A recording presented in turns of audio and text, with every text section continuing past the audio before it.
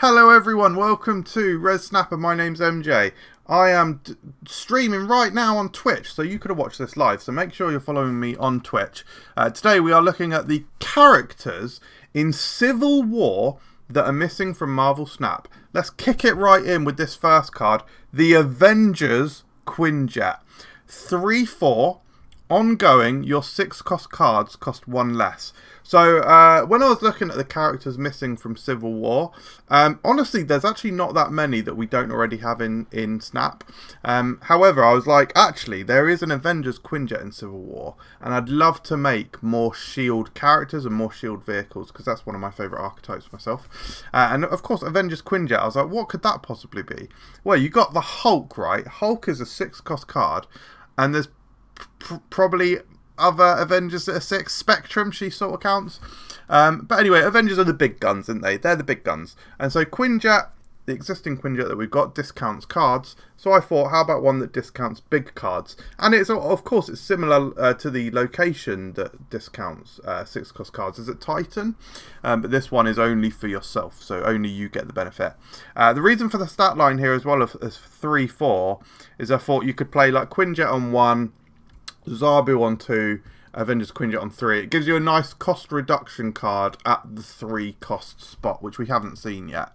Actually, we did see it when Zabu originally came out. But in any case, what do you guys think? Let's read some of the Twitch comments. Love this. Love the ongoing, but it might need to be a 4 cost. This would do some serious damage. Yeah, slightly concerning. It's just a huge electro buff. Oh, I see what you mean. So yeah, why would you play Electro when you could just play this? Yeah, extremely bloody fair, to be honest. Because yeah, it is basically doing. I mean, when you're playing Electro, you're basically only doing it to get the 6 costs out. I guess the slight counter play, the slight counter argument to that is that you can go from Electro straight into on 3 straight into a 5-drop on 4. 5 drops are so strong, like stuff like Dr. Octopus. That would be the slight counter argument that I'd have to that. But yeah, maybe a 4 cost free power. Yeah, would bloody well work. Then you could go straight into your 6-drop on 5, couldn't you? But yeah, very strong vibes. Now, Baron Zemo. As you can see, I'm with these. I do. My voice is turning into. I do use the comic book artwork. So we've got Baron Zemo here. Baron Zemo is a 4/3. On reveal, add a copy of your opponent's hand to your hand. So the flavour behind this was that Baron Zemo is a master tactician. In Civil War, he plants seeds in order to disassemble the Avengers. And so he was using them almost like chess pieces, playing off their emotions, and so the flavour behind this is that you get to see a copy of you get a copy of your opponent's hand, and it allows you to see, what they're going to do. It's almost like a White Queen on steroids.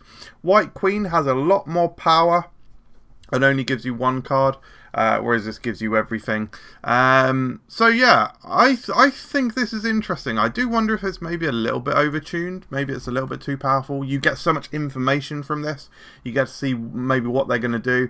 The other side of that is maybe you already have some cards in your hand, and so maybe you don't see everything that they've got. So there's ebbs and flows to everything. Here he is, Big Baron, sweet as. Can't believe Zemo isn't in the game yet. Yeah, not even in the leaks or anything yet. They haven't even been data mined or anything. Fits the character so well too. Thank you very much, Catboat. Yeah, all different kinds of synergies as well. Like fits a little bit into your Devil Dino stuff. Almost gives you an alternate option to Moon Girl. Jay is saying genius card. You guys are too kind. You're spoiling me. Like the Ferrero Rocher. Moving on to my final card from Civil War. This is Giant Man. Could have arguably been in the Ant-Man one, really. Although Giant Man wasn't in sort of Ant-Man, was he? So, but I've got Giant Man as a 5/6 with the on reveal. Move your cards here to adjacent or adjacent locations, depending on your preference for how to pronounce that word. So yeah. Pretty simple, just another tool for move. but something a little bit different to everything that we've seen so far. Like the higher cost big movers like Heimdall or whatever, they often move in one specific direction. You have got things like cars like Ghost Spider, which target one specific card to one specific location, but this one moves to one specific side or both sides if you play in the middle randomly as well. So imagine you've got a location with like Dagger and Vulture. You can then disperse them. Who on earth is saying adjacent? Yeah, so basically I don't actually know how you pronounce it. I don't know if it's adjacent or adjacent.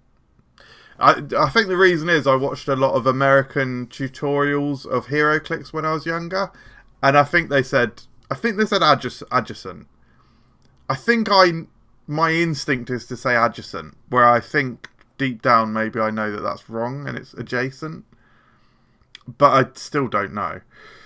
This would crush in a move deck. Yeah, right, and it also gives some sort of slightly higher power options on 5. 5/6, not the biggest, but it's sort of the upper end of what movers got. The other move 6+ powers are like Miguel, Spider-Man 2099, and Heimdall. Really, it's only those.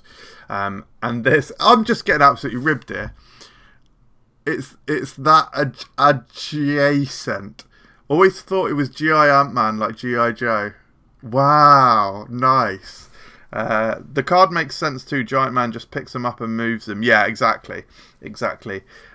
Adjacent bunts. I'm getting absolutely ribbed here. I think I'm going to have to call it a day, YouTube viewers. Thank you very much for watching. Hope you enjoyed this. Let me know in the comments below what you thought of them, and I'll see you next time.